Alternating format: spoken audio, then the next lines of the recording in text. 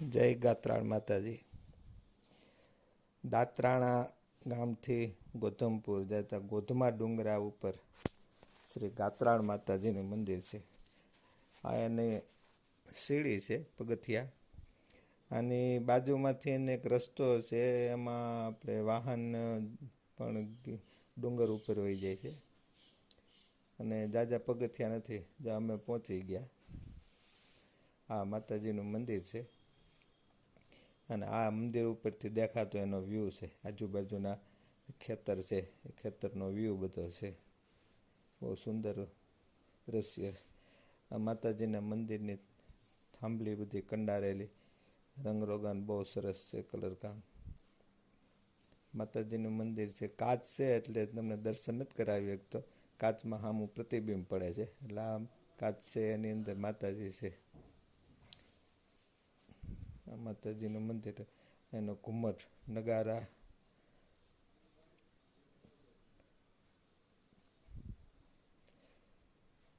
ફરી તમને બતાવો. આડો કાચ છે એટલે નથી દેખાતું, માતાજીના દર્શન નથી થઈ શકતા. ડુંગર ઉપર બહુ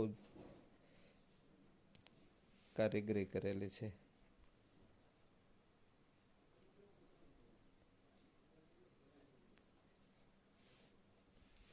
ઘણા બધા માણસો રોજ હોય, એને ધજા ચડાવતા હોય. ધજા અહીંયા બાજુમાં એક વૃક્ષ છે, અહીંયા લગાવેલી છે. ધજા સ્તંભ મોટો, મંદિરની એકદમ સામે મેદાનમાં ધજા સ્તંભ છે. આ માતાજીનું મેઇન સ્થાનક છે, અને બાજુમાં એનું મંદિર બનાવેલું છે. મૂળ સ્થાનક આ છે.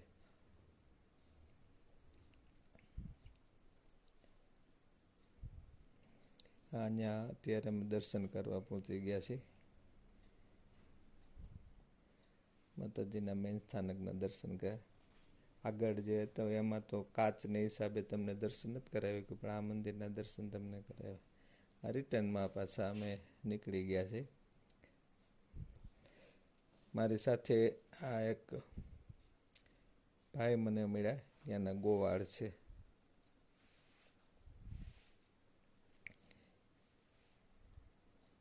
હમણાં બતાવું તમને એ ભાઈ. અમારી પાછળ એલા આવે એ ત્યાંના ગોવાળ છે. એણે જ મને વાત કરી કે હું તમને કે ગાયોના દર્શન કરવા લઈ જાઉં. હાલો, કે માતાજીનું મંદિર છે, મંદિરની જ ગાયો છે. નીચે ગૌશાળા છે.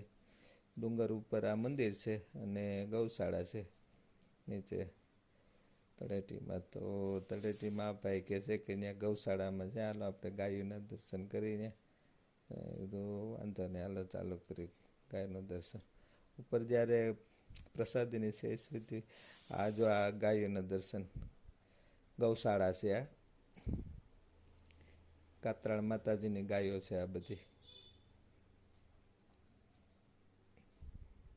આ એ ભાઈ ગાયોને માવજત કરે છે. બધે ગાયો એની ભેગી હળી મળીને રહે છે. દેશી ગાયો બધી, એક જો કે એક ભૂલ એવી બધી ગાયો. આ ભાઈ આયલા હવે એ સુરાભાઈ છે, ત્યાંના ગોવાળ છે. એને નંબર આપ્યા હતા મને, એના ગૌશાળામાં બધે મને